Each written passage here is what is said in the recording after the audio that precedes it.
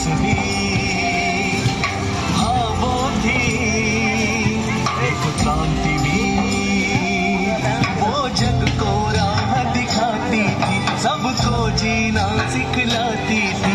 नारी के अधिकारों के लिए हर पल आवाज उठाती थी, आवाज उठाती थी, हर लेती थी सबकी पीठ।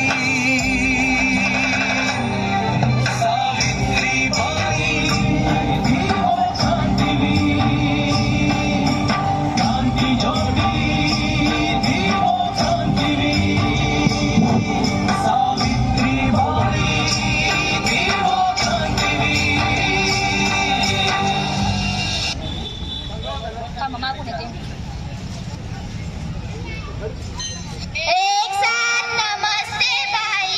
धन्यवाद. बसा खाली. चला मुलींनो, मी आता हजेरी घेते.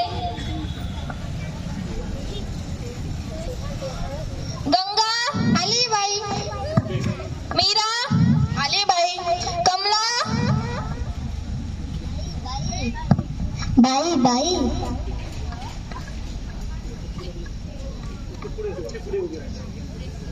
सिंधू आली बाई. सखूबाई बाई बाई. आज लग्न ठरलंय. आज तिचं लग्न आहे.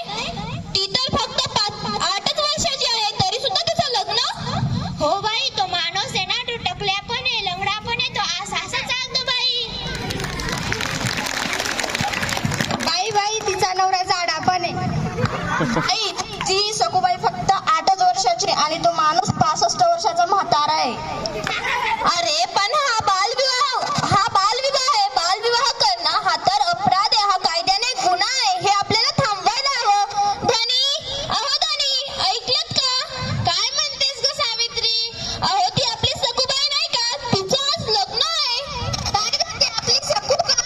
ती तर फक्त 8च वर्षाची आहे. हो, मी पण तेच बोलली. आपल्याला हे लग्न आत्ताच्या आत्ता थांबवायला हवं.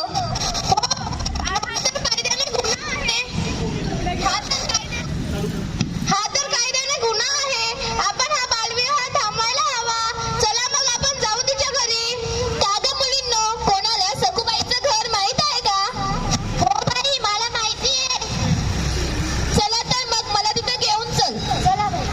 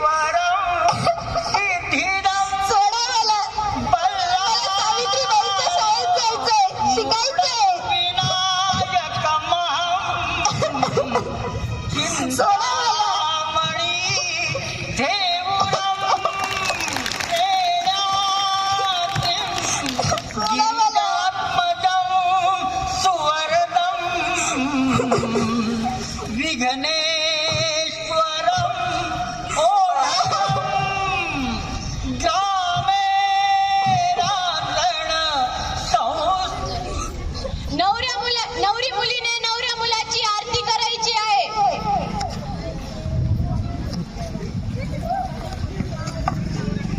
कल्याणी समोर वरती कर माईक थोडं समोर.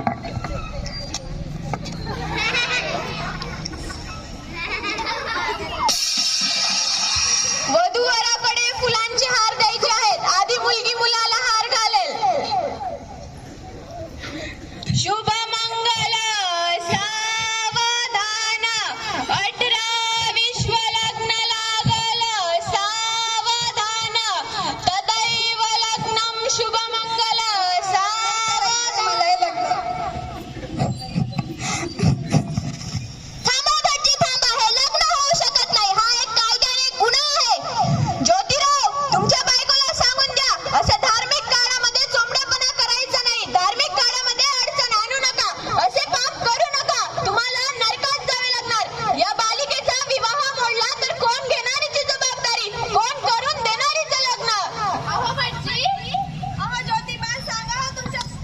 बाईक दे तो हा दे.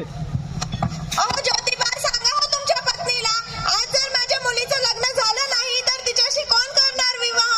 आणि मी एवढा लग्नाचा खर्च केला आहे, तो खर्च कोण फेडणार? अहो रामू दादा, तुम्ही काहीच चिंता करू नका. तिचं लग्नाचं वय झालं की तिचा विवाह मी लावून देईन. तुम्ही त्याच्याबद्दल काही चिंता करू नका, परंतु तुम्ही आत्ता हा बालविवाह थांबवा.